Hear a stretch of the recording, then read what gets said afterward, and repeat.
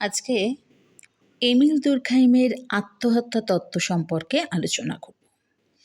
এই আত্মহত্যা অর্থাৎ সুইসাইড এটা মরণশীল মানবের একটা বিচিত্র জীবনের কথা যদি পর্যালোচনা করা যায় তবে দেখা যাবে যে প্রত্যেকটা মানুষই মৃত্যুর পূর্ব মুহূর্ত পর্যন্ত চায় আরও ক্ষণিক মুহূর্তের জন্য এই পৃথিবীর বুকে বেঁচে থাকতে। কিন্তু দুর্ভাগ্যের বিষয় যে এই মানুষই আবার দেখি যে বিশেষ এক বা একাধিক কারণে পৃথিবীর সমস্ত কিছু ভুলে গিয়ে সে আত্মহননের পথটা বেছে নেয়। কিন্তু এই যে আত্মহনন বা এই আত্মহত্যার মতো এই মর্মান্তিক এবং বেদনাদায়ক ঘটনাকে প্রাথমিক পর্যায়ে মনস্তাত্ত্বিকভাবে বিশ্লেষণ করা হতো, কিন্তু শিল্প বিপ্লব ও ফরাসি বিপ্লবের পরে সমাজে এইরকম ঘটনার হার কিন্তু বৃদ্ধি পেতে থাকে।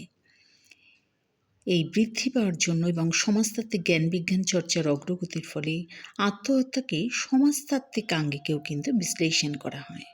ফরাসি সমাজতাত্ত্বিক এমিল দুর্খাইম তার একটা গ্রন্থ তিনি লিখেছিলেন 1897 সালে, লা সুইসাইড।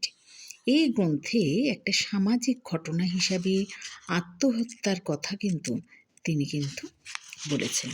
তো সেই প্রসঙ্গে এই আত্মহত্যা তত্ত্বটাকে তিনি যখন প্রতিষ্ঠা করেছেন, সে প্রতিষ্ঠিত করার জন্য অর্থাৎ দুর্খাইমের মতে তার হচ্ছে আত্মহত্যা হলো এমন এক সামাজিক ঘটনা বা সোশ্যাল ফ্যাক্ট যা সামাজিক স্রোতের মতো বা ব্যক্তির বহির্ভূত, কিন্তু ব্যক্তির উপর পীড়ন সৃষ্টি করে এবং ব্যক্তি নিজেকে বলিদান করে। তবে তিনি বেশ কিছু কারণ তিনি দেখিয়েছেন। তো কারণ হিসাবে বলা যায় যে আত্মহত্যার ব্যাখ্যা বা ধারণা মূলত তুলনামূলকভাবে সহজ সরলভাবে ব্যাখ্যা করা যায়। আর আত্মহত্যার উপর যথেষ্ট পরিসংখ্যানগত তত্ত্ব রয়েছে। এছাড়া 19বিংশ শতাব্দীর তৃতীয় অথবা চতুর্থ দশকে আত্মহত্যা ছিল অত্যন্ত একটা গুরুত্বপূর্ণ সামাজিক ঘটনা। তবে এবার আসি যে আরও একটু ডিটেলে যদি বলি যে সমাজতত্ত্বকে শিক্ষার জগতে এক সম্মানজনক আসনে প্রতিষ্ঠার উদ্দেশ্যে এমিল দুর্খাইম এই বিষয়টিকে অনুশীলন করেছেন।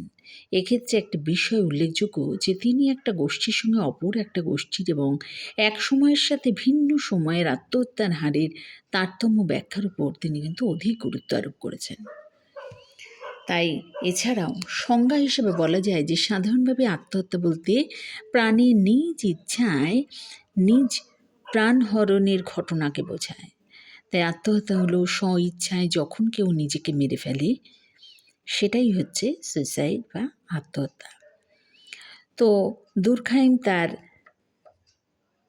গ্রন্থে আত্মহত্যা শব্দটি মৃত্যু সেই সব ক্ষেত্রের পক্ষে প্রযোজ্য যেগুলো আত্মহত্যাকারীর ইতিবাচক বা নেতিবাচক কর্মের প্রত্যক্ষ বা পরোক্ষ পরিণতি, যে পরিণতি সম্পর্কে সে আগে থেকেই অবহিত। এইভাবে তিনি সামাজিক সংহতি এবং নিয়ন্ত্রণের মাত্রার হ্রাস বৃদ্ধির উপর ভিত্তি করে আত্মহত্যাকে 4টে ভাগে ভাগ করেছেন। সেই 4টে ভাগ হলো, 1 হচ্ছে আত্মকেন্দ্রিক আত্মহত্যা, 2 হলো পরার্থকেন্দ্রিক আত্মহত্যা, 3 হলো বিধিশূন্য আত্মহত্যা, আর 4 হলো অদৃষ্টবাদী আত্মহত্যা। এবারে সেই আত্মকেন্দ্রিক আত্মহত্যাটা কি?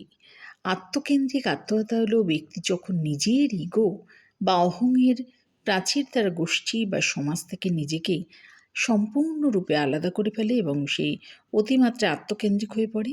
গোষ্ঠী, প্রতিবেশী, বন্ধুবান্ধব ও নিকট পরিজন থেকে বিচ্ছিন্ন ও একা হয়ে পড়ে। পারিবারিক বন্ধন শিথিল হয়ে পড়ে। সেই অবস্থায় একাকিত্ব, হতাশা, বেদনা ও লাঞ্ছনার দ্বারা জর্জরিত হয়ে নিজেকে শেষ করার যে প্রবণতা গড়ে ওঠে, সেটাই হচ্ছে আত্মকেন্দ্রিক আত্মহত্যা। তো এইভাবে আজকের এমিল দুর্খাইমের আত্মহত্যার বিষয়টিকে আলোচনা করলাম।